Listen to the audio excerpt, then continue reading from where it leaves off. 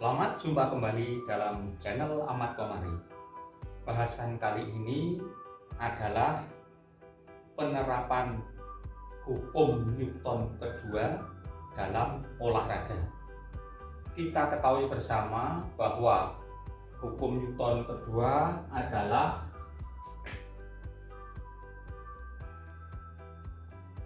F sama dengan M kali A.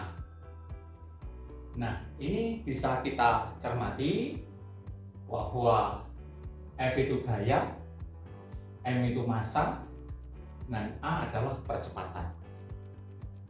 Dengan cara lain, percepatan suatu benda itu adalah sama besarnya. Dengan rumus A sama dengan F dibagi M. Nah, gaya itu selalu menekan ke bawah karena sesuai dengan gravitasi kayak satu benda. Nah, ternyata percepatan satu benda itu antara benda satu dengan benda yang lain itu sama jika dijatuhkan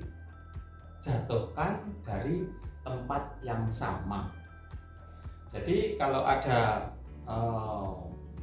mobil truk sama mobil sedan dijatuhkan dari tempat yang sama, itu kecepatannya sama, sama-sama meluncur akan jatuh di tempat yang sama.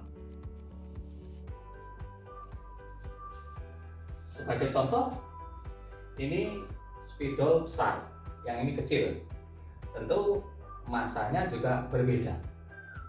Tetapi kalau kita kasih percobaan, ini dua benda yang sama. Ini misalnya truk gandeng, ini tadi mobil sedan.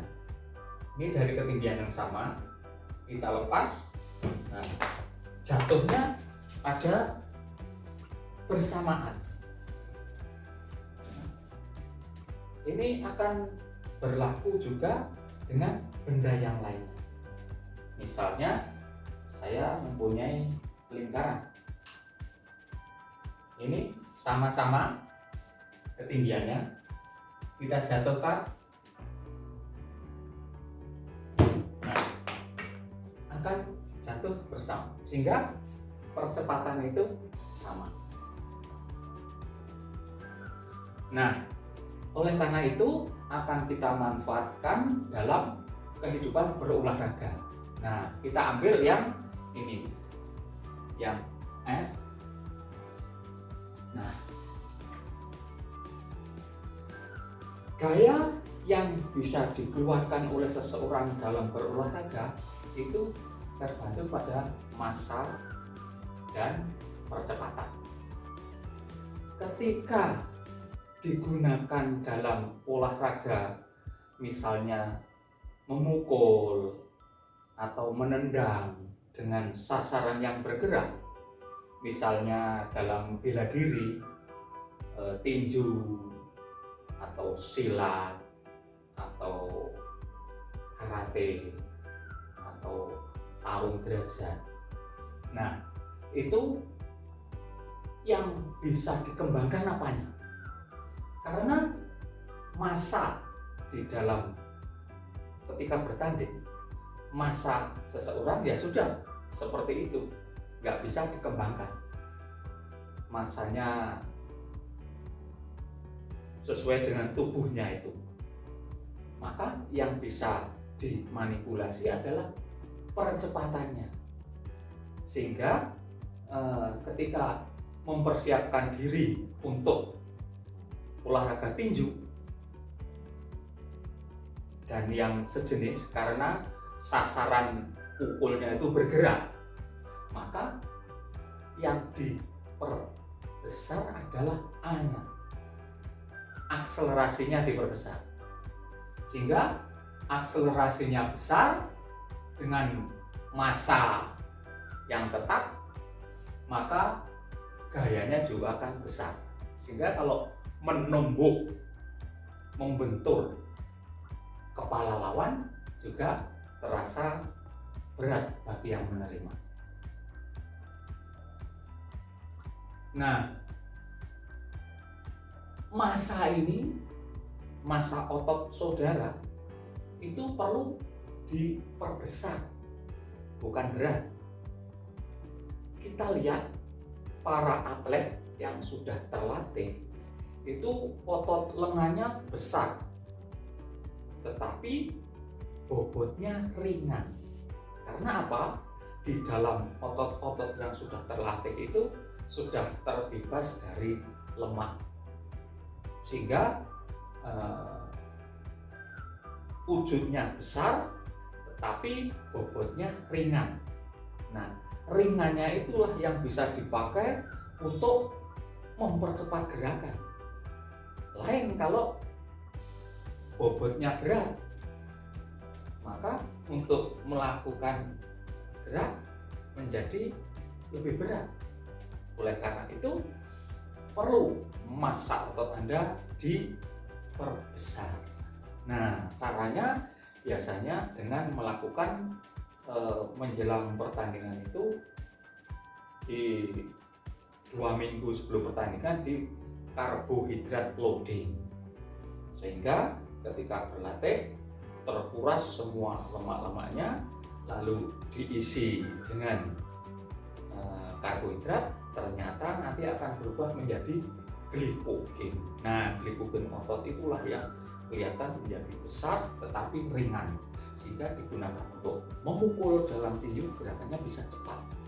Karena cepat itu maka mengenai sasaran juga lebih mudah. Lain kalau ini berat, maka gerakannya menjadi lambat, maka lawan sasaran sudah bergeser.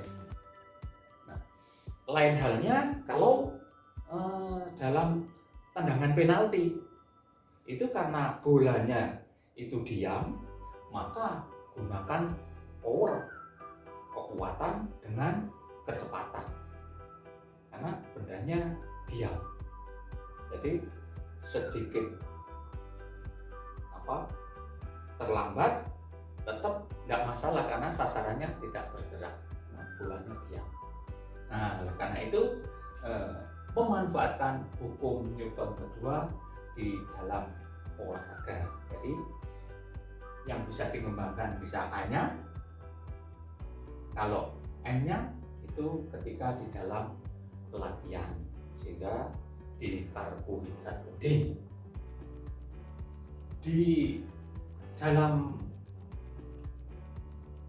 ukurannya, karena ini besar, walaupun ringan tapi besar, maka ketika dipadu dengan percepatan yang tinggi, maka hasil perkaliannya juga tinggi, maka tumbukannya menjadi keras. Seperti dicontohkan kemarin ada pemuda Indonesia yang dijailin sama pemuda Amerika. Pemuda Indonesia sudah mundur-mundur menghindar, tapi yang Amerika tetap aja mengejar. Bahkan ketika pemuda Indonesia kepepet di mobil, ditendang, dipukul, terpaksa melakukan perlawanan. Nah, barangkali speed dari pemuda Indonesia lebih cepat sehingga bisa mengenai bagian kepalanya sehingga terhuyung. Pemuda Indonesia tidak segera mengejar, tetapi yang Amerika segera mengejar lagi. Satu kali pukulan lagi, karena itu cepat maka terjatuh blongsor tidak tahu. Nah, itulah yang bisa dicontohkan. Di sini yang bisa kami sampaikan penggunaan hukum Newton kedua dalam olahraga. Mudah-mudahan saudara bisa mengembangkan, bisa memformulasikan, mengambil hal-hal yang bisa dimanfaatkan untuk keunggulan anak latih saudara. Bila taufiq wal hidayah, wassalamualaikum warahmatullahi wabarakatuh.